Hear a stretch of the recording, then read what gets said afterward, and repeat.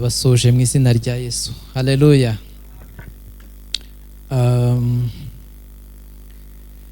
Ndagira ngo dusome amagambo y'Imana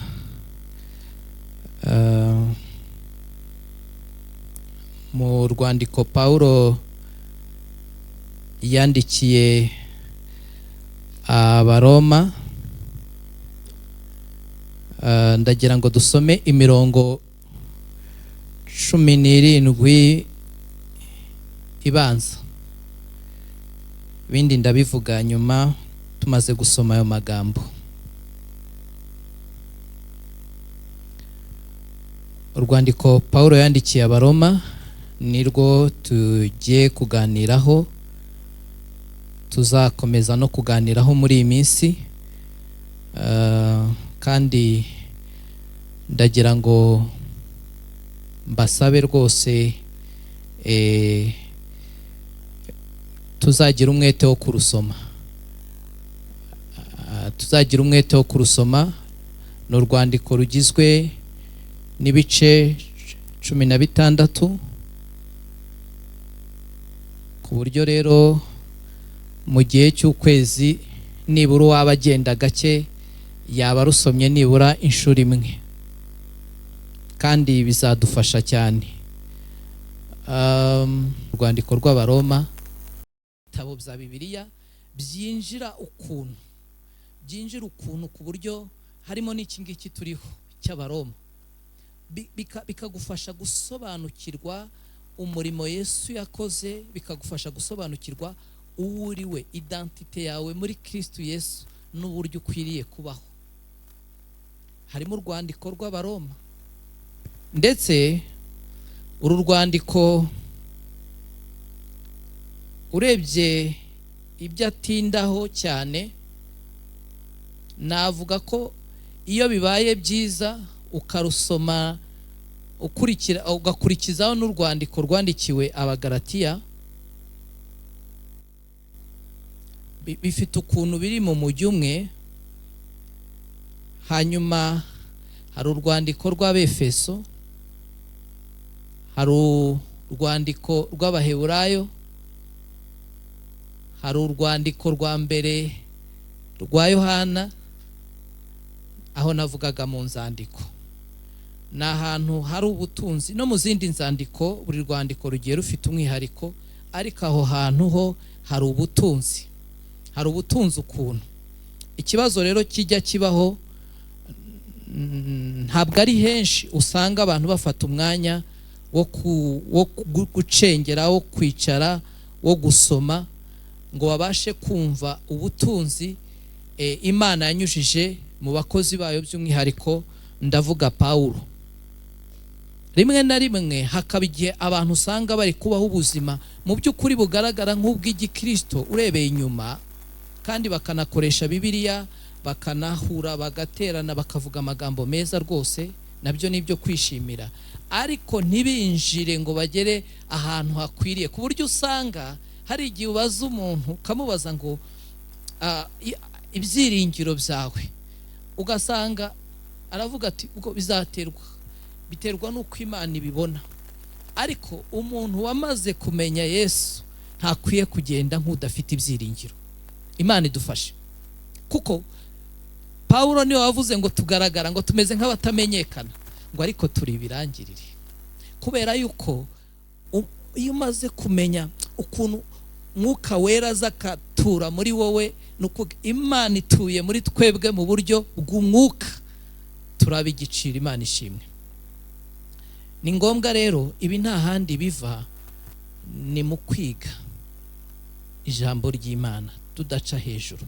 Niyo mpamvu yandikiye Abakolosayi, Paulo arababwira ngo ijambo ry'Imana ribe muri mwe rigize gute? Rigwiriye. Ariko ntago ari ukugwira gusa, kuko hari igihe muzumva abantu baboroka amagambo y'Imana, ariko noneho ngo rifite ubwenge bwose.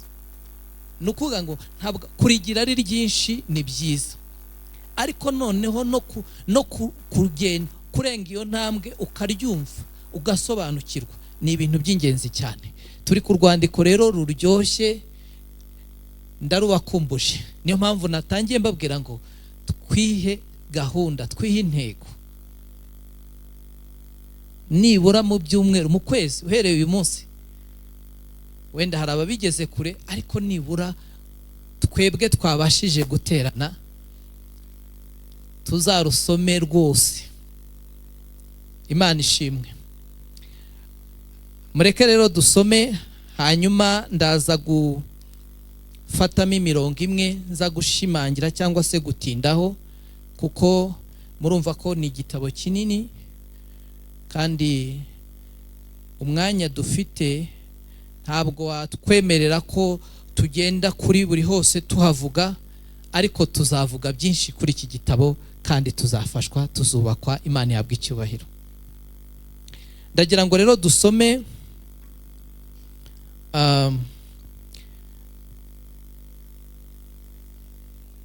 ariko reka nsabe umuntu amfashe kuko ndibuze gufata umwanya munini wo kuvuga. Imirongo 17. Yego.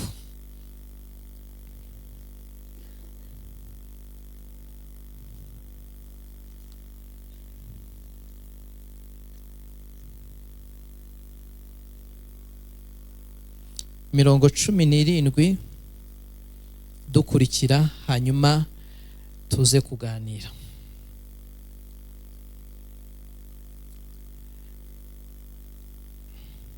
Igice cya mbere uhere ku murongo wa mbere, hanyuma ugeze ku murongo wa 17.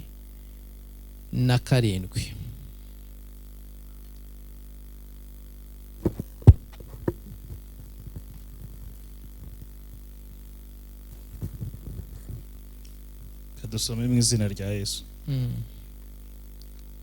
Paulo, imbata ya Kristo, wahamagariwe kuba intumwa kandi watoranirijwe ubutumwa bwiza bw'Imana, ubwo yasezeranije kera mu kanwa k'abahanuzi bayo, mu byanditswe byera bivuga iby'umwana wayo wavutse mu rubyaro rwa Dawidi ku mubiri, kandi werekanywe n'ubushobozi ko ari umwana w'Imana mu buryo bw'umwuka wera, bigahamwa no kuzuka kwe, niwe Yesu Kristo umwami wacu. Niwe waduhesheje igikundiro no kuba intumwa ku bw'izina rye, kugira ngo mu mahanga yose habemo abumvira Imana babiheshwa no kwizera, kandi namwe muri bo abahamagariwe kuba aba Yesu Kristo. Ndabandikiye abari i Roma mwese bakundwa n'Imana, bahamagariwe kuba bera. Ubuntu bube muri mwe n'amahoro biva ku Mana Data wa twese no ku mwami wacu Yesu Kristo. Irya mbere mwese mbashimiye Imana yanjye muri Yesu Kristo, kuko kwizera kwanyu kwamamaye mu isi yose. Imana nkorera mu mutima wanjye mvuga ubutumwa bwiza bw'umwana wayo, niyo ntanzeho umugabo yuko mbasabira urudaca uko nsenze, kugira ngo naho byamera bite, Imana yemera kugendesha amahoro ubu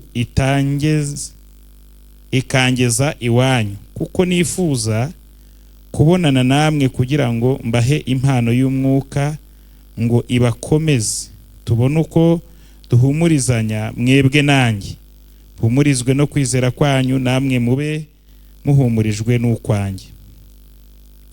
Ariko bene data, sinshaka ko mutamenya yuko kenshi nagambiraga kuza iwanyu ngo mbone imbuto muri mwe, namwe nko mu yandi mahanga, ariko ngira ibisibya kugeza na n'ubu.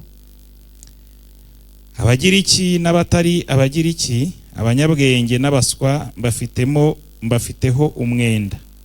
Nicyo gituma ku bwanjye nshaka kubabwira ubutumwa bwiza, namwe abari i Roma. Erega ubutumwa bwiza ntibunkoza isoni, kuko ari imbaraga y'Imana ihesha uwizera wese gukizwa, uhereye ku Muyuda ukageza ku Mugiriki. Kuko kuko muri bwo ari namo gukiranuka kuva ku Mana guhishurirwa, guheshwa no kwizera, kugakomezwa nako, nk'uko byanditswe ngo ukiranuka azabeshwaho no kwizera. Amen. Amen. Aya magambo yose ntago ndi buyavugeho, ariko ndashaka kongera gusoma umurongo wa 16 n'uwa 17. Niyo ibindi byose tuzabona cyangwa se tuzasoma muri iki gitabo byubakiyeho.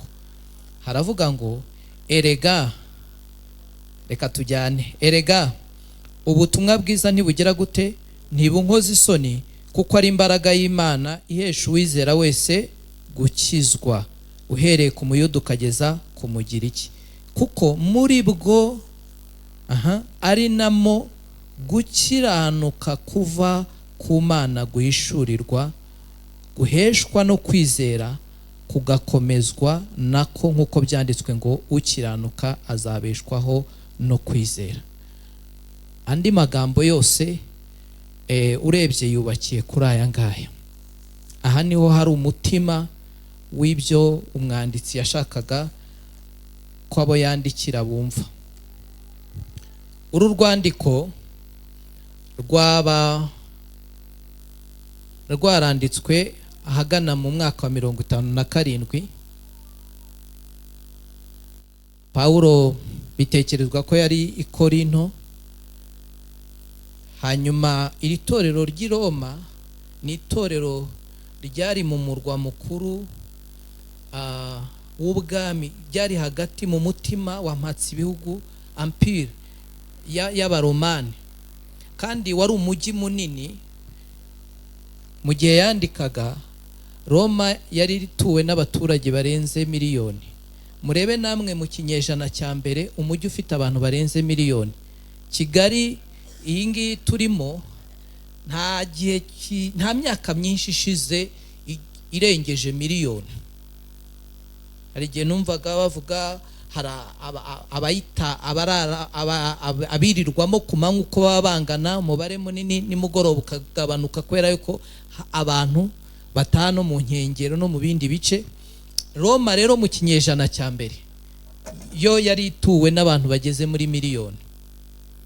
Mujya mwumva bavuga ngo hari imvugo ihari ivuga ngo imihanda yose igira gute, ihurira i Roma. Bari abantu bateye imbere no mu rwego rwo gutunganya umujyi, ku buryo iyo usoma ayo mateka na mbere y'ivuka rya Yesu, hari ukuntu bari barubatse imihanda yose kuri gahunda, ku buryo hari Roma yose nyine yarazaga igahurira i Roma. Hari uburyo bari baragiye bayubaka, kandi bari bafite n'amagorofa, mbese bari bafite uburyo bateyemo imbere. Aho rero niho hari itorero Pawulo yandikiye. Ni itorero bitandukanye n'andi matorero menshi yagiye yandikira inzandiko. Ntabwo ari we waritangije, ntabwo mu by'ukuri uwaritangije azwi. Ibivugwa byose ni ugukeka. Yaba se byaratangijwe n'abantu bumvise ubutumwa bwiza ku munsi wa Pentekote nk'uko tubisoma mu byakozwe n'intumwa mu gice cya 2? Birashoboka ko ryaba ryaratangijwe na bamwe mu bantu bumvise ubutumwa bwiza Pawulo yigishaga mu bindi bice, hanyuma bagera i Roma bagatangiza itorero. Nabyo birashoboka. Birashoboka kandi ko ryaba ryaranatangijwe, bamwe batekereza ko ryaba ryaranatangijwe n'abacuruzi, kuko ku nkombe z'inyanja ya Mediterane abantu benshi barahanyuraga. Ubucuruzi bwari bwaroroshye ku ngoma y'Abaroma, kuko bari barubatse icyo bise ngo ni Pax Romana, amahoro y'Abaroma. Bari baragerageje gukora ku buryo itumanaho n'ingendo byorohera abantu. Birashoboka rero ko yaba ari abantu nabo bitambukiraga wenda bari mu buryo bw'ubucuruzi, nabo bagafatwaho no kumva ubutumwa bwiza, bagera i Roma bagashinga itorero. Ntabwo amakuru y'uwaritangije azwi. Ikizwi neza nuko atari Pawulo waritangije. Hanyuma rero ni itorero ubona ko ryari rigizwe n'igice kinini cy'abanyamahanga, ariko hakabamo n'abayuda cyangwa se abayahudi. Iyo ugeze mu gice kirangiza harimo urutonde rw'amazina arenga 20 Pawulo yandika muri correspondence avuga abo bantu.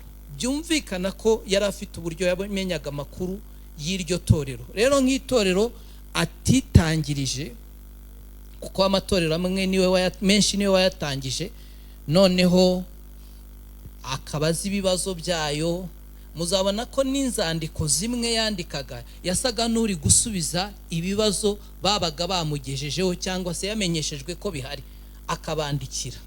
Ariko iri torero ry'i Roma, uru rwandiko yabandikiye ntabwo ari bibazo urebye cyane byari bihari yageraga ngo asubize, ahubwo nk'ahantu atari yarigeze agera, kandi nk'itorero ryari mu mutima mu murwa mukuru w'ubwami, yaritonze nyine arabandikira, abandikira mu buryo bwimbitse. Ntabwo ari ndumva nta n'ikindi gitabo usibye urwandiko rw'abakorinto rwa mbere, nta rundi rwandiko muzapfa kubona rufite ibice 16. Yarabandikiye rero, abandikira kuri doctrine, abandikira kuri theology y'agakiza. Mbese harimo icyo nakita systematic theology. Yaragiye arabandikira yitonze neza. Mu by'ukuri uru rwandiko rurimo inyigisho kuruta gusubiza ibibazo biri ahantu runaka. Ni urwandiko rwagiye rwifashishwa n'abantu benshi rukazana impinduka mu buzima bwabo. Ni urwandiko Martin Luther yasomye asobanukirwa ko ibyo arimo, nubwo yari umuyobozi mu idini ya Gikristo, asobanukirwa ko ibyo arimo hari uburyo yatariye, hanyuma ahagurukana amavugurura. Harimo inyigisho rero mu buryo bwimbitse. Ushaka gusobanukirwa agakiza, gusobanukirwa ibikurikiraho iyo umuntu amaze gukizwa mu buryo bw'umwihariko, tubisanga muri uru rwandiko Pawulo yandikiye Abaroma. Rufite ibice 16. Mu gice cya mbere aho turi buze gusa naho twitsa, turava ku gice cya mbere mbaye ishusho kugera ku gice cya 3 umurongo wa 20. Buriya iyo tuvuga ubutumwa bwiza, mwabyumvise ko ijambo ubutumwa bwiza hari ukuntu ryagiye rigaruka mu mirongo mike dusomye. Iyo havuzwe inkuru nziza nuko haba hari n'inkuru mbi. Iki gice rero nubwo asa nk'uvuga gake kuri ra mirongo, ukuntu uriya murongo cyane cyane wa 16 n'uwa 17 akitsa ku butumwa bwiza, ariko imirongo ikurikiyeho ni inkuru mbi. Ni inkuru mbi itewe n'uko abantu bateye Imana umugongo, itewe n'uko abantu bose ari abanyabyaha. Hanyuma wagera ku gice cya 3 ku murongo wa 21 gukomeza, none agasobanura mu buryo bwimbitse uburyo Imana yatanze igisubizo ku muntu wari uri mu kaga gakomeye. Harimo imirongo myiza tuzatsindagira, umurongo wa 21 kugera ku murongo wa 26. Ni imirongo nayo y'ingenzi. Hanyuma mu gice cya 4 akagaruka ku ijambo ryitwa kwizera. Buri ijambo ryitwa kwizera harimo amagambo hano menshi meza, ariko hari amagambo nk'abiri ameze nk'umusingi. Ijambo rimwe ni ryitwa gukiranuka, turaza kurivugaho. Gukiranuka bishatse kuvuga iki? Iyo usomye uru rwandiko, ni ijambo rigarukamo inshuro zigeze muri 36. Wabihuza noneho n'andi magambo afitanye isano naryo bikagera mu nshuro hafi 64. Iryo ni irya mbere. Hanyuma irya kabiri ni ijambo ryitwa kwizera. kwizera muri uru rwandiko gusa rikoreshwamo inshuro zigeze kuri 40. Wakongeraho n'inshinga ifite aho ihuriye no kwizera bikagera mu nshuro 61. Aya namwe mu magambo akwiriye kubwirwa abantu. Ijambo ryitwa kwizera, ijambo ryitwa gukiranuka. Ikibazo kijya kibaho nuko iyo bavuze gukiranuka abantu bahita batekereza yuko gukiranuka mbese ngo nukubaho mbese nta cyaha ukora, kubera ko hari imvugo nyinshi abantu bagiye bakura ahantu ariko zitari za Bibiliya neza. Ngo intungane ngo bwira igize gute, ngo icumuye 7. Noneho nta ntungane ibaho. Nabyo turaza kubireba kuko gukiranuka kuvuga no gukiranuka ku Imana. Imana ishimwe. Iyo ageze rero mu gice kuva mu gice cya 3, twavuze igice cya 3 avuga uburyo noneho uko gukiranuka kwabonetse, kwahishuwe, byagenze biti, kandi byazaga bisubiza cya kibazo cyariho, ya nkuru mbi yuko twese turiho urubanza.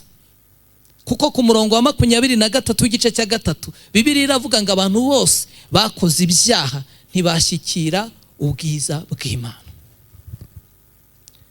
Noneho agashimangira mu gice cya 4 agaruka kuri Aburahamu, kubera yuko abayuda abisiraheli bari mu gice kigize riratorero, hari ukuntu bumvaga kubera ko bakebwa. Amagambo gukebwa ayagarukaho mu gice cya 2, kubera ko bakebwa nk'ikimenyetso bari barahawe biciye muri Aburahamu. Noneho nyuma hakaza amategeko ya Mose, bakumva nyine hari uburyo bashobora kwemeza Imana biciye mu kubahiriza amategeko ya Mose, nabyo arabahakanira. Mu gice cya 5 akavuga uburyo noneho dufite amahoro ava ku Mana. Imana ishimwe. Murabizi Bibiliya iravuga ngo nta mahoro y'umunyabyaha. Akavuga ngo Imana yerekanye urukundo idukunda ubwo Kristo yadupfiraga tukiri abanyabyaha. Imana ishimwe. Kuko ubundi iyo turimo tuvuga iby'agakiza mu Befeso Pawulo abivuga neza ku murongo wa 8 w'igice cya 2, aravuga ngo byavuye ku Mana, ntago byavuye ku muntu, kugira ngo hatagira umuntu wirarira. Niyo mpamvu iyo tuvuga ubukristo aho butandukanira, ubukristo burenze ntago ari religion, ntago ari yobokamana gutyo gusa. Haleluya. Ubukristo n'ubuzima. Ntabwo kuko ahandi mu mareligion gusa ubundi n'abantu umuntu ni utera intambwe ya mbere. Hari imvugo tujya dukoresha nayo umuntu akwiriye kwitondera. Harya ngo gira gute, ngo tera intambwe, ngo bigenda gute, ninde utera 99? Oya. Ntabwo ari twe twabanje. Bibiliya iravuga ngo ntabwo ari twe twabanje kuyikunda. Icyaha cyangije muntu ku buryo ntabwo we yari yifitemo imbaraga zo gushaka Imana. Aha amagambo abivuga ngo nta n'umwe ufite, ngo nta n'umwe ushaka Imana. Imana niyo yateye intambwe iza kutureba. Imana ishimwe. Niho ubukristo butandukanira n'andi madini. Nuko twebwe ahandi ibyitwa Imana abantu bashakisha uburyo baterekera, uburyo babihibi mbese kugira ngo babicubye, babicecekeshe. Sibyo? Twe ntabwo ari uko. Twe bitangirana nuko Imana yateye intambwe iza kutureba. Imana ishimwe. Bibiliya ivuga ngo iki? Bibiliya ivuga ko Yesu icyamuzanye yaje gushaka murumva yaje gushaka icyagize gute ntabwo ari twe twaje kumushaka, ntabwo ari twe twabanje, ahubwo niwe waje kudushaka. Imana ishimwe. Murumva iyo byumva gutyo ngo Imana yerekanye urukundo rwayo dukunda ubwo Kristo yadupfiraga tukiri abanyabyaha. Mu mvugo yindi yeruye Pawulo akoresha yandikira Abefeso, urwandiko yabandikiye mu gice cya 2, yaravuze ngo twari dupfuye tuzize ibyaha n'ibicumuro. Umupfu rero ntabwo yifitemo kujya gushaka ubuzima aho buri. Twari dupfuye ngo hanyuma igira gute? Iratuzura. Urwo rero ni urukundo bavandi. Niyo mpamvu yageze mu gice cya 8 arababwira ngo uburyo ngo ubwo yadutsindishirije ni gute none ubwo twamaze gukizwa izarushaho kudutsindishiriza muri Kristo Yesu. Ubwo yaje kudushaka tukiriyo, tukiri abapfu mu buryo bw'umwuka. None se ubwo tumaze guhindurwa abana bayo, tumaze guhindurwa abazima mu buryo bw'umwuka, ntizarushaho kudutsindishiriza. Niyo mpamvu dukwiriye kubaho dufite ibyiringiro. Muri icyo gice cya 5 asobanura neza uko icyaha cyaje. Tuzabivugaho icyaha cyaje gute. Asobanura uburyo cyanyuze mu muntu umwe kikagenda kikagera ku bantu bose, kandi icyaha nticyagarukira aho ngaho ngo kibyara iki? Urupfu. Ariko agasobanura uburyo aho Adamu yananiriwe Yesu we yaranesheje. Imana ishimwe. Hanyuma mu gice cya 6 gukomeza none agatangira gusobanura uburyo none iyo tumaze kwakira bwa buzima tubaho nyine mu buzima bw'impinduka nk'abana b'Imana. Mu gice cya 8 akavuga uburyo noneho umwuka wera akorera imirimo hagati muri twebwe. Imana ishimwe. Akagera nahavuga murumva ukuntu dukunzwe, murumva ukuntu turaba igiciro mu maso y'Imana, ngo umwuka ngo agira gute? Ngo aranadusengera, akora intercession kubwabera. Imana ishimwe. Hanyuma byagera mu gice cya 9 kugenda ukagera mu gice cya 11 akongera akagaruka kandi ku kintu cyitwa gutoranywa. Akavuga uko Isirayeli yatoranijwe, akavuga uko twatoranijwe muri we, muri Kristo. Hanyuma kuva ku gice ubundi igice cya mbere kugenda kugera ku gice cya 11 urebye ni doctrine, ni inyigisho shingiro z'agakiza z'ubukristo. Hanyuma noneho igice cya 12 kugenda ukagera ku gice cya 16 gisoza akagaruka noneho umuntu umaze gukizwa hari imibereho mu buzima busanzwe ni gutakwiriye kubaho. Akavuga uburyo dufite impano zitandukanye zigomba kuzuzanya nk'itorero. Akavuga uburyo tugomba kubaha abayobozi mu nzego za leta zisanzwe. Akavuga uburyo abantu bagomba gutanga imisoro n'amahoro. Akashimangira ikintu cyitwa urukundo. Hanyuma yagera mu gice cya 14 biragaragara ko yatekereje ko byanze bikunze itorero ririmo abayuda rikabamo n'abanyamahanga ntabwo habura ibibazo bishingiye ku migenzo. Ntihagaruka ku bintu by'iminsi. Murabizi abayuda isabato bayubaha ukuntu, abanyamahanga ibyo ntabyo bari bafite. Hakaza ibibazo byo kuziririza ibiryo bimwe, inyama abandi batazirya. Agasobanura ukuntu bagomba kubyitwaramo. Burya no mu itorero tuba dufite ubudasa, si byose n'imyumvire nayo ntabwo buri gihe ntabwo twumva ibintu kimwe, ariko dufite ikiduhuje kirenze ibyo ngibyo, nuko turi abana b'Imana. Kuko biriya bindi urumva hari igihe usanga njye numva ibintu gutya, undi abyumva gutya, noneho ugasanga awenda abakuze, abafite imyaka yisumbuye, hari ukuntu bari kumva ibintu, ugasanga abakiri bato nabo hari ukuntu bari kubyumva.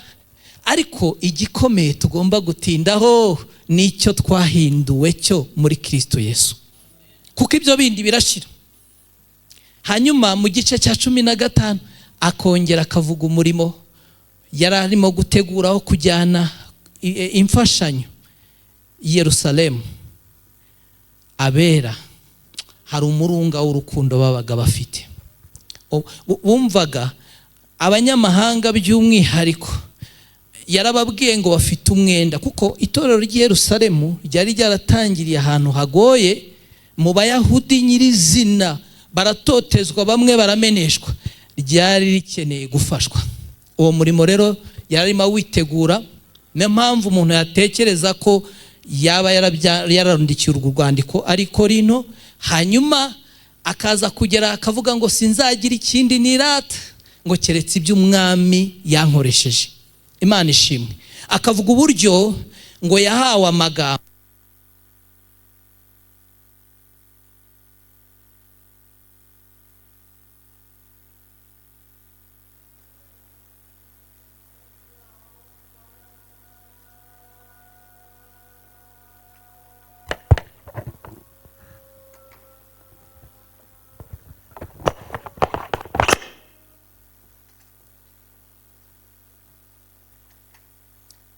avuga uburyo yahawe amagambo,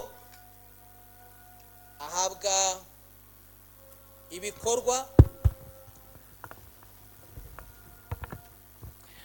ahabwa imbaraga z'ibitangaza, imbaraga z'ibimenyetso n'imbaraga z'umwuka wera. Aravuga ngo ibyo ngibyo nibyo byambashishije gukora umurimo uhereye Yerusalemu ukagera ahantu hitwa Iluriko.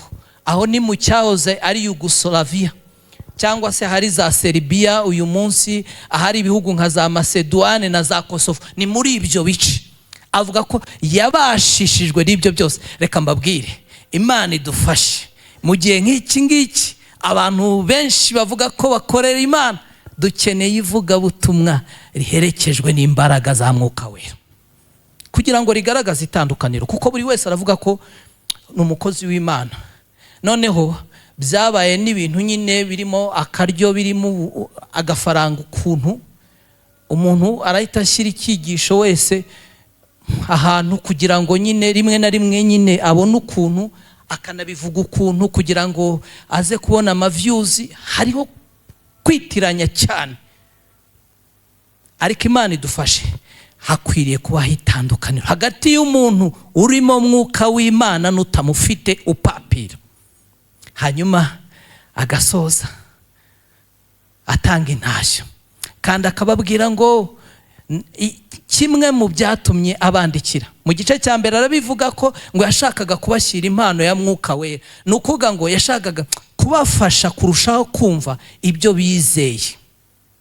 Icya kabiri avuga mu gice cya 15 ngo yashakaga yuko nahagera ngo bazamufasha, ngo bakamuherekeza akagenda akajya muri Espagne cyangwa Hispania, naye akajyanayo ubutumwa bwiza. Ntabwo bizwi niba yaba yarageze muri Espagne ajyanye ubutumwa bwiza. Icyo tuzi nuko iyo usomye igitabo cy'ibyakozwe n'intumwa tubona ko Paulo yageze i Roma. Yumvaga wenda azahagera mu bundi buryo, ariko tubona ko yageze i Roma ari imbohe. Imana yakoresheje iyo nzira, kandi Imana imukoresha umurimo, kuko yaranditse, ndumva ari Abafilipi yabwiraga avuga ngo nabo kwa Kaisari bumvise ubutumwa bwiza. Imana ishimwe. Ngurwo rero urwandiko rw'Abaroma mu buryo bw'ishusho ngari. Noneho rero ndagira ngo tugaruke kuri ya mirongo nababwiye ngo ndavuga gake cyane mu buryo bugari, ariko nze gutinda ku gice cya mbere umurongo wa 16 kugeza kwa 17. ahambere uhereye ku murongo wa 18 w'igice cya mbere, murabona bashyizemo amagambo y'umukara avuga ngo ubuhenebere bwatewe no kwimura Imana. Iyo usomye ayo magambo ubona uburyo abantu biyobagije bakimura Imana, ngo ubwiza bw'Imana idapfa bakabusimbuza ubw'ibishushanyo, ibishushanyo bakabusimbuza ibiremwa. Abantu bagatangira gusenga ibintu biri mu mashusho y'ibiguruka, ibikururiza inda, amashusho y'ibiremwa. Hanyuma ngo baragenda barononekara ku buryo iyo umanutse hepfo ubona avuga ibi bintu bitangiye, nako ntago ari uyu munsi bitangiye, ko turabibona no mu bihe bya kera. Niyo dusomye Bibiliya, ibintu by'ubutinganyi abivugamo. Kuna abantu barononekaye, abagabo barononekara, abagore barononekara. Ntabwo ari iby'uyu munsi. Icyaha cyangije muntu mu mfuruka zose z'ubuzima bwe. Hanyuma Imana iranabareka, barononekara, bayitera umugongo. Kandi aravuga ngo ntabwo bafite icyo kwireguza, kuko ibigaragaza ubumana bwayo bigaragarira mu by'Imana yaremye. Ntacyo bafite cyo kwireguza. Hariho amagambo amwe avuga mu gice cya kabiri. Ndabizi ko mu gice cya kabiri harimo umurongo dukunda, murawuzi, umurongo wa 7. Turawukunda cyane, ntimuzi se? Abagira gute? Abashaka ubwiza n'icyubahiro no kudapfa babishakisha gukora ibyiza batagize gute? Ntabwo ari aha dutangirira buriya, ariko turawukunda, si byo se? Cyane cyane iyo dushaka kubwira abantu ngo bagire gute, bakore. Noneho hari igihe umuntu yishuka akumva yuko mu mbaraga ze gusa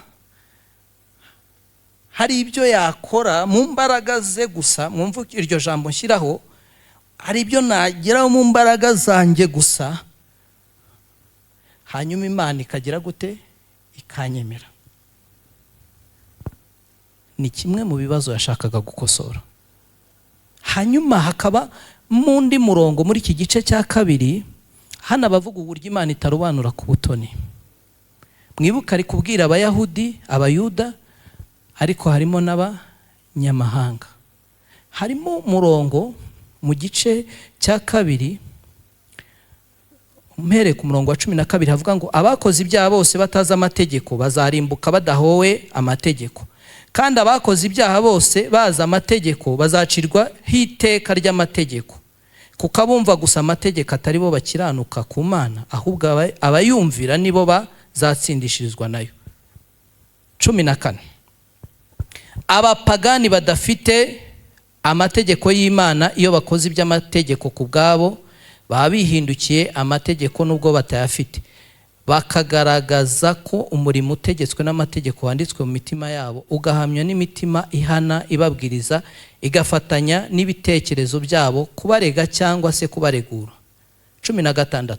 Kandi ni nabyo Imana izatangaho umugabo ku munsi izaciraho abantu iteka muri Yesu Kristo, ku byahishwe byabo nk'uko ubutumwa bwiza nahawe buri. Uyu murongo abantu bawusobanuye nabi. Niyo mpamvu ari akaga gakomeye iyo umuntu afashe umurongo umwe wonyine atabanje kwita kuri context, ngo urebe imirongo ibanza, urebe imirongo ikurikiraho, urebe muri icyo gitabo ubutumwa nyamukuru burimo. Noneho kugeza ubwo abantu bigisha, numvise n'umwigisha umuzwi cyane, ntago muvuga izina, arimo kwigisha ko ngo Imana izakorera, ngo mbese abantu batigeze bumva ubutumwa bwiza bwa Yesu Kristo, Imana izakoresha conscience, imitima nama yabo. Mbese nkaho hirya ya Yesu hari indi nzira iganisha ku gakiza. Ntabwo ari byo. abayuda arimo arababwira bo bishingikirije ku mategeko ya Mose, ariko ku murongo wa 20 igice cya 3 arababwira ngo amategeko umurimo wayo ni ukumenyekanisha icyaha. Ntabwo ari inzira, amategeko ntabwo yari inzira yari kubafasha kugera ku rwego rwo kunezeza Imana. Noneho aba nabo n'abanyamahanga badafite amategeko ntacyo kwireguza bafite, nibwo butumwa yabahaga, kubera yuko no mu mitima yabo amategeko yanditsemo. Hari abayahawe, ariko n'abandi mu mitima yabo handitsemo amategeko y'Imana. Ni ukuvuga ngo mu mutima nama wa muntu nubwo yatsindwa ashaka agerageza gukora icyiza ariko kikamunanira, ariko arabizi ko icyiza kibaho. Hanyuma rero iyo uhereye ku murongo wa 17 w'igice cya 2 agaruka ku bayuda, ababwira ukuntu bumva ari abantu bazi amategeko y'Imana, bumva ari abantu bakwiriye kurandata abandi bafata nk'abatabona mu bijyanye n'amategeko, cyangwa nk'abana bato mu bijyanye n'amategeko, ngo ariko nabo ibyo bigisha ntago ari byo bakora, babuze ibintu barangiza bakaba ari bo babikora. Yarangiza akababwira ngo gukebwa nyako nuko mu mutima. Imana ishimwe.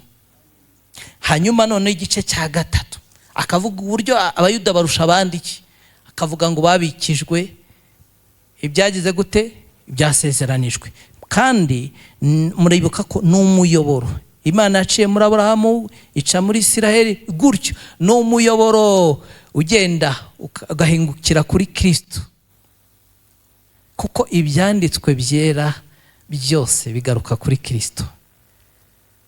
Ariko yarangiza hepfo ageze ku murongo wa 9 kugenda ukagera ku murongo wa 20 akagaragaza yuko bose nta muyuda nta munyamahanga, bose bafite iki, bose baratsinzwe, bose ni abanyabyaha, bose baciriweho iteka. Hanyuma noneho kuva ku murongo wa 21 ntari buvuga uyu munsi agatangira noneho kubabwira uburyo inkuru nziza yabonetse. Imana ishimwe, kuko bose baciriweho iteka. Ngaruke kuri wa murongo wa 16 n'uwa 17.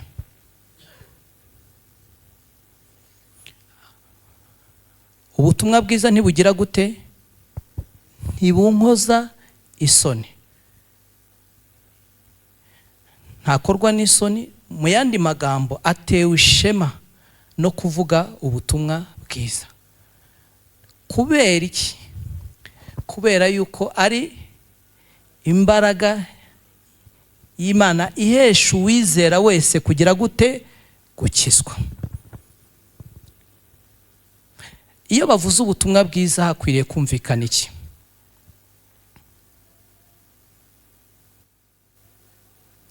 Amagambo twasomye haruguru bwari bwarahanuwe, bwavuzwe mu byanditswe n'ubutumwa bwa Yesu Kristo n'andi menshi. Iyo havuzwe ubutumwa bwiza cyangwa se inkuru nziza hakwiriye kumvikana iki? Kera Abisiraheli hari icyo bitaga inkuru nziza, mu gihe burayi bita ngo ni Besora, ni inkuru nziza. Ubundi bavugaga inkuru nziza iyo babivugaga cyane cyane mu bihe nka 3. Iyo habaga havutse umwana w'umuhungu yari inkuru nziza.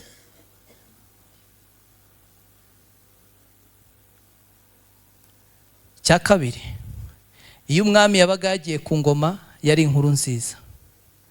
Cya gatatu, iyo habaga habonetse intsinzi ku rugamba, umwanzi yatsinzwe, yari inkuru nziza. Cyo bitaga Besora, inkuru nziza. Iyo witegereje, kuko kuko mu isezerano rishya inkuru nziza noneho mu buryo butomoye turayibona. Haleluya. Kubera yuko n'ibyo bintu bitatu bajyaga barebaho, Bibiliya ntimuzi ko ivuga se ngo umwana yagize gute? Duhawe umwana w'umuhungu, sibyo? Yego. Kabiri, si umwami se? Gatatu, ntiyanesheje se? Arabyujuje. Iyo tuvuze ubutumwa bwiza, inkuru nziza, tuba tuvuze imirimo Imana yakoreye muri Kristo Yesu. Nibyo. Niyo mpamvu Paulo arabihina cyane. Hari inshamake, hari 40 isa nkaho ivuga inshamake y'ubutumwa bwiza. Iyo usomye mu rwandiko rwa mbere yandikiye Abakorinto igice cya 15 umurongo wa 3 n'uwa 4, havuga ko mu byo yahawe kumenya, haleluya, ngo nuko Yesu yapfiriye ibyaha byacu by'abantu, ngo hanyuma ku munsi wa gatatu akazuka. Iyo ni inshamake. Mu rwandiko rwa kabiri yandikiye Abakorinto igice cya 5 umurongo wa 21 ho akavuga ngo nabwo hari inshamake y'ubutumwa bwiza. Haravuga ngo utarigeze kumenya icyaha, Imana ishimwe, ngo Imana yamugize gute? Yamuhinduye icyaha ku bwacu. Mwibuke mu rwa mbere ababwiye ngo Yesu yapfiriye ibyaha by'abande byacu.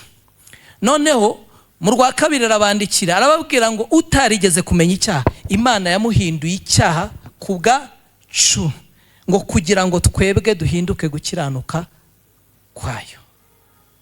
Ubwo ni ubutumwa bwiza. Iyo ni samari, ni inshamake, ni senteze y'icyo bita ubutumwa bwiza. Nuko Yesu yapfiriye ibyaha byacu kugira ngo agakiza kaboneke. Nuko yagiye mu mwanya twari kujyamo, yikorera atwara urubanza rwari ruturiho. Imana ishimwe. Billy Graham yavuze inkuru umunsi umwe ngo yahuye n'umupolisi w'inshuti ye ari mu muhanda yakoze amakosa, abari umutangira, ngo aramubwira ngo kubera ukuntu ndi inyangamugayo. Urumva nyine uhuye n'umupolisi w'inshuti yawe waba uzi ko ari bugushyiriremo imiyaga. Aravuga ngo kubera ukuntu ndi inyangamugayo. Iyo nkuru ndayikunda. Kubera ukuntu ndi inyangamugayo. Aramwandikira amuca amafaranga, ariko arongera ati kubera ko ndi n'inshuti yawe, arongera abari uyatanga. Yamuciye amafaranga, abari nawe ugira gute? Yatanga. Reka mbabwire, Imana niyo yahannye, ariko ni nayo yatanze ikiru, si byose? Imana ishimwe cyane. Haleluya. Kuko umunsi Imana niyo yahannye, yabwiye Adamu ko narya kuri cya giti no gupfa azagira gute? Azapfa. Urupfu rwinji. Kandi Imana irakiranuka, ni Imana itivuguruza. Niba yavuze ngo gupfa kurahari, kwahise kubaho. None ko nta munyabyaha uri bubashe kurokora undi, k'umuntu icyaha cyamwangije, Imana rero niyo mpamvu yo yabaye initiateur. Imana niyo yatangije umushinga w'agakiza, ntabwo ari umuntu wawutangije. Imana itanga Yesu. Yesu araza ahagarara mu mpande zombi. Mwibuke navuze wa mupolisi, natanze urugero rwa ya nkuru, wa mupolisi wahannye kandi akaba ari nawe uhindukira agatanga icyo kiru. Yesu araza ahagarara mu mwanya, ahagarariye Imana igiye guhana, ariko ahagarariye n'umuntu ugiye guhanwa. Igisubizo Imana igira gute? Ikishakamo. Imana ishimwe. Ubwo ni ubutumwa bwiza. Aravuga rero Paulo, aravuga ngo sinko, ntago mfite, nta soni mfite, kuko muri bwo ngo ni imbaraga yigize gute? Imbaraga y'Imana ihesha uwizera wese gukizwa. Mu mwimerere bakoresha ijambo dunamis. Dunamis niho havuye amagambo tuzi mu ndimi z'Icyongereza n'Igifaransa za dynamite. Aramaga zira ntambi z'ibisasu babatega ibitare bigaturika. Nuko ni imbaraga mu butumwa bwiza harimo dunamis, harimo imbaraga zibasha guhesha umuntu kongera kwiyunga n'Imana. Nta handi hantu zaboneka, ni mu butumwa bwiza, ni mu murimo Yesu Kristo yakoreye ku musaraba. Imana ishimwe. Aho honyine, nta handi hari umuti w'ikibazo cyari gihari. Umuntu amaze kuba adafite connection, amaze gutandukanywa n'Imana, ubuzima bw'Imana butakiri muri we, ubuzima bw'umwijima aribwo bumwuzuye, n'umwana byaye akamukongeza bwa buzima bw'umwijima. Murebe ukuntu icyaha, tuzabigarukaho, murebe ukuntu icyaha cyangije muntu. Freddy, aguruka. Reka nsabe na madamu wawe ahaguruke. Urakijijwe, ariko igitangaje, umwana mubyaye ntago avuka akijijwe. Murumva icyo kintu ko icyaha cyangije umuntu? None mu buryo ibibaho byose mu buryo bw'umubiri nabyo biza byarangiritse. Niyo mpamvu umuntu ari ngombwa ko ku giti cye mwakwicarira yiyakirira agakiza. Murumva nta kindi kintu usibye, murabona hari ibintu duhererekanya muri biology, bitewe na za DNA ugahererekanya ibintu ko wavutse usa nine gutyo, ariko mu byo duhererekanya na kamere y'icyaha turayihererekanya.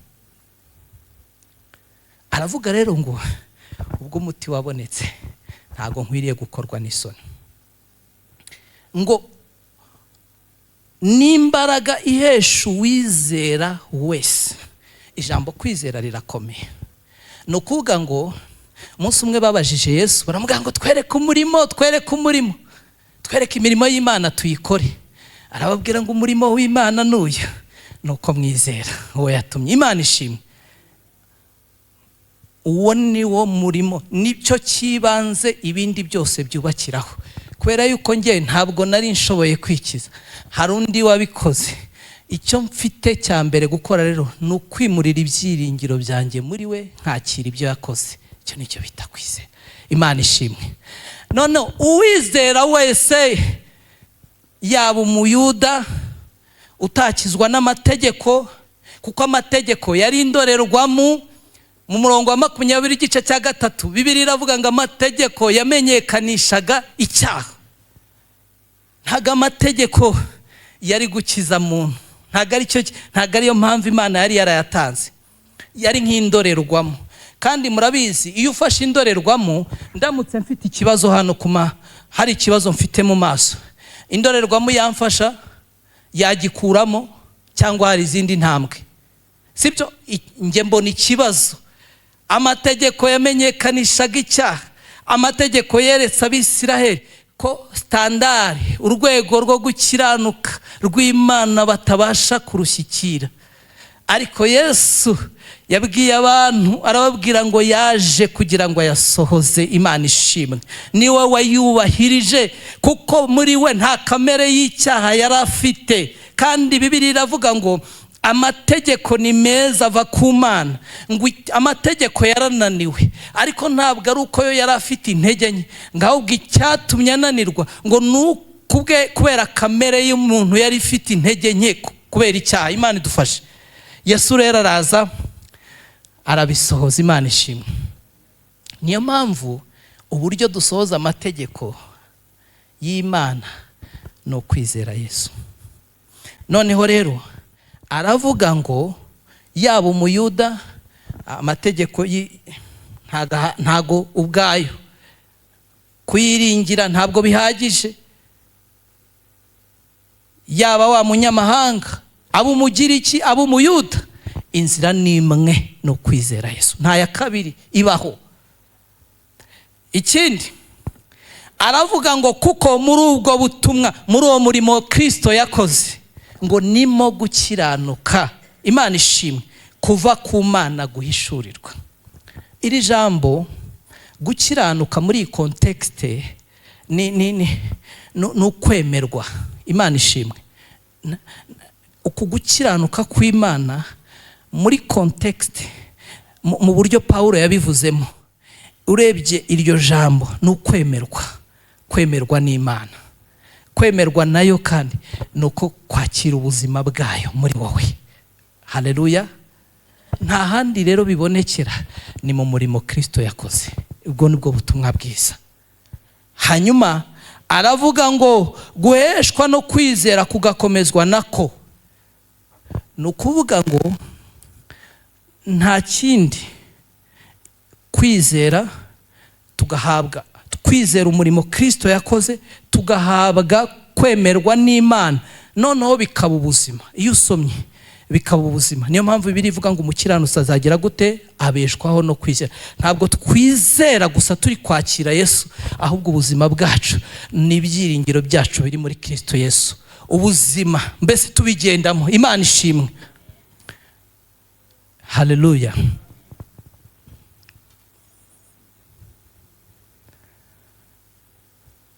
Ntago mfite isoni. Ntago mfite isoni zo kuvuga ubutumwa bwiza, zo kuvuga Yesu ko yapfiriye ibyaha by'abantu, kuko muri ibyo aho niho harimo igisubizo. Ndagira ngo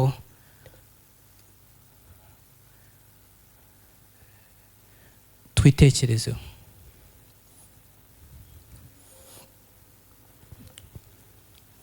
Umuntu w'Imana aravuga ngo ntabwo mfite iki? Isoni. Kubera iki? Murabona, muze gusoma neza iriya mirongo muhereye ku murongo wa 18 w'igice cya mbere, mugende mugeze ku murongo wa 20 w'igice cya gatatu. Murabona ukuntu ni inkuru mbi. Ni inkuru mbi.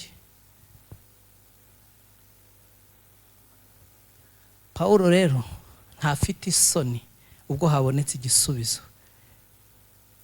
Inkuru nziza, ubutumwa bwiza. Reka nibaze nawe nkubaze. Urumva nawe wahagarara hamwe n'uyu muntu w'Imana ukavuga ngo ntabwo ufite isoni zo kuvuga ubutumwa bwiza? Hariho mu ndimi z'amahanga hari amagambo abiri akoreshwa. Hari icyo bita ngo ni méthode, mu gifaransa ngo ni méthode centripède et centrifuge. Centrifugo et centripeto. Nokuvuga ngo centripède nokuvuga ibintu byose biba bigana muri centre. Iyo tubizanye mu buryo bw'ivuga butumwa, ni igihe tuza tukicarira mu rusengero tugategereza ko abantu bagira gute? Batwizanira. Sibyo? Ku cyumweru se mwe ntimujya mubanza kureba ati nta bashyitsi bari hagati muri twe? Bagize gute? Batwe. Ni byiza kandi nabo kubamenya. No kwicara mu rusengero nkategereza ko abantu bagira gute? Baza.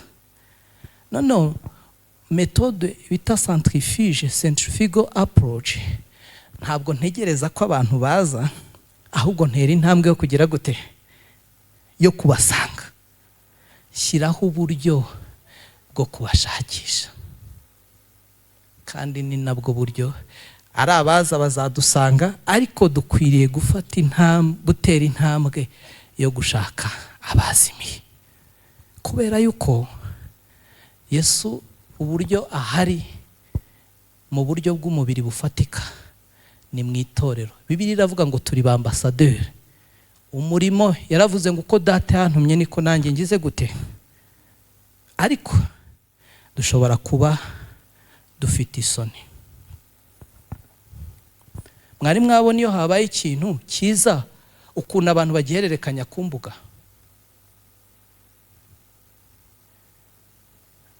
Ni byiza rero ko impamvu mubona abantu bafite isoni zo kuvuga ubutumwa, ntago bumva uburemere bwabwo.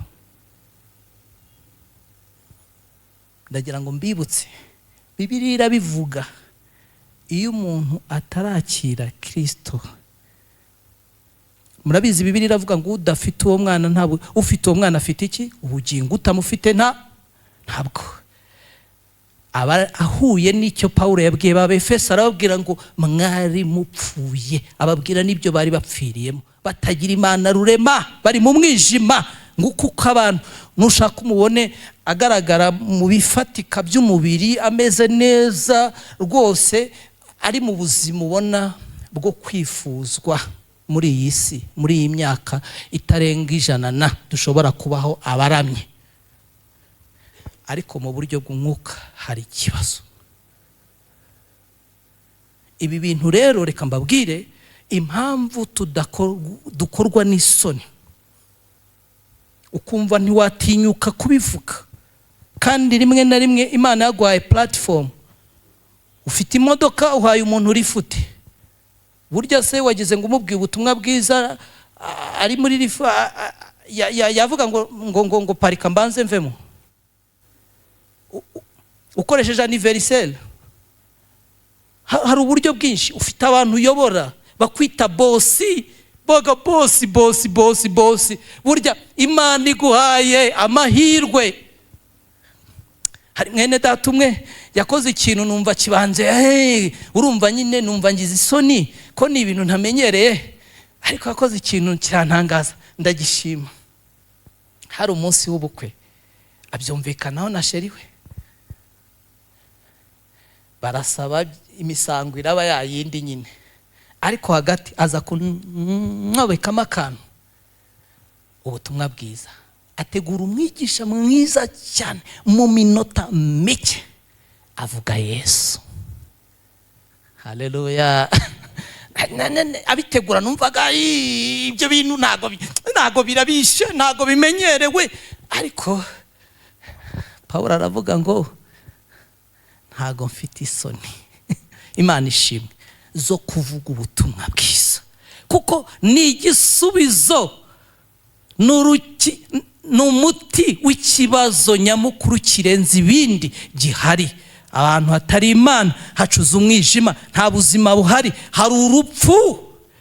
Ubuzima bwo mu buryo bw'Imana, bwo mu buryo bw'umwuka, ubuzima butazatangirwa n'urupfu rw'umubiri rubasha kutugeraho kuko Adamu yacumuye, ubuzima butambuka bukagera mu iteka ryose. Niko Yesu yabwira mushiki wa Lazaro, aramubwira ngo unyizera naho yapfa azabaho, zamusura. Imana ishimwe.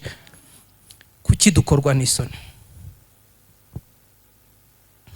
Mubirebere mu bintu byinshi. Muri budget dukora, mashobora gukora iteganyamigambi, gashyiraho ingengo y'imari, kavuga ati buriya nibigenda neza nzifata neza, wenda nzajya Dubai n'ahandi hantu. Ariko mu byo dukora tujya dushyiramo ivugabutumwa. Nararebye no mu nsengero nyinshi, budget igenda ku ivugabutumwa.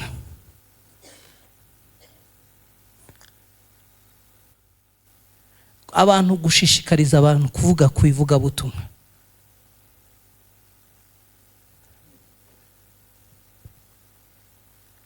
Dutegereza ko batwizanira.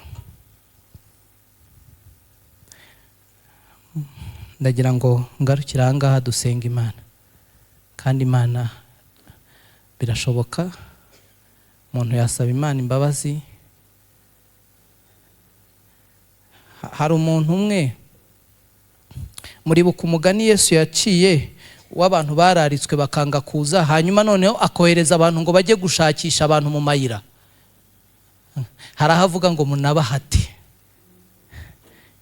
muhabahate kuza, baze kuko niteguye kandi mfite ahantu hanini. Reka mbabwire, ijuru ntabwo ryuzuye ku buryo dufite ikibazo ko wenda tuzabyigana. Imana idufashe. Ubutumwa bwiza, wenda utinya abakureda kuna bafite ko mbafite, dufitanye n'amasano hafi, bari abantu ari abadufasha, ari abagira gute. Erega na boss wawe mu kinyabupfura ushobora kumubwira ubutumwa bwiza. Ntabwo ari ngombwa ngo uzumutunga intoki ngo ntabwo ukijijwe, ngo uzakizwa ryari. Hari uburyo mubwire yuko hari uwamupfiye ku musaraba. ibindi ni Yesu byikorera akoresheje ayo magambo yoroheje. Ntago bisaba ngo banze ugire digiri muri theology, no mutima wemera ugatinyuka ukarekura ukavuga, Imana igakora imirimo. Ubutumwa bwiza ntago bunkoze isoni, kuko ni umuti umurimo Imana yakoreye muri Yesu kwitangariza abantu. Hakaba abandi rero bavuga ngo none se ngo ngewe ngo nzajya nkora imirimo myiza gusa. Reka mbabwire, ubutumwa bwiza barabuvuga ntago babukora. Bagira gute? Barabuvuga. Imirimo myiza ireshya abantu, kandi imirimo myiza nyine igaragaza ubuzima tubayeho, Kristo uri muri twebwe. Ariko tutabumbuye bakumva bate? Nta ugize gute? Mu gice cya 10 haravuga ngo bakwizera bate nta wababwiye, si byose? Ahandi agakomeza akavuga ngo none se bo babwiriza bate nta wabohereje. Ku murongo wa 17 w'igice cya 10 akavuga ngo dore kwizera kuzanwa, ntago kuzanwa no kureba, kwizera kuzanwa no kumva, no kumva gaturuka ku ijambo rya Kristo. Tuvuga Yesu rero kugira ngo abantu bize. Imana idufashe.